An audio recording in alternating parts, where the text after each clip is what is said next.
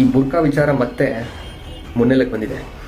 ಏನಪ್ಪ ಅಂತಂದರೆ, ಕೆಲವು ವರ್ಷಗಳ ಹಿಂದೆ BJP ಸರ್ಕಾರ ಇದ್ದಾಗ ಶಾಲೆ ಕಾಲೇಜಿನಲ್ಲಿ ಬುರ್ಕಾ ಧರಿಸೋದನ್ನ ಬ್ಯಾನ್ ಮಾಡಿದರು.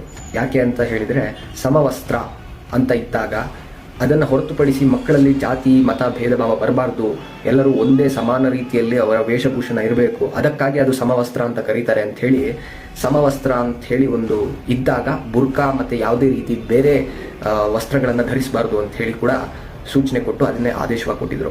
ಆದರೆ ಈಗ ಕಾಂಗ್ರೆಸ್ ಸರ್ಕಾರ ಮತ್ತೆ ತನ್ನ ವೋಟ್ ಬ್ಯಾಂಕನ್ನು ಗಟ್ಟಿ ಮಾಡಿಕೊಳ್ಳೋಕ್ಕೋಸ್ಕರವಾಗಿ ಈ ರೀತಿ ಒಂದು ಮತ್ತೆ ಅದನ್ನು ತಿದ್ದುಪಡಿಸಿ ಒಂದು ಆದೇಶವನ್ನು ಕೊಟ್ಟಿದೆ. ಬುರ್ಕಾನು ಧರಿಸಿ ಮತ್ತು ಕೇಸರಿ ಶಾಲ್ ಧರಿಸ್ಬಾರ್ದು, ಕೇಸರಿ ಶಾಲ್ ಎಲ್ಲ ಧರಿಸ್ಬಾರ್ದು, ಹಾಗೆಲ್ಲ ಮಾಡಬಾರ್ದು.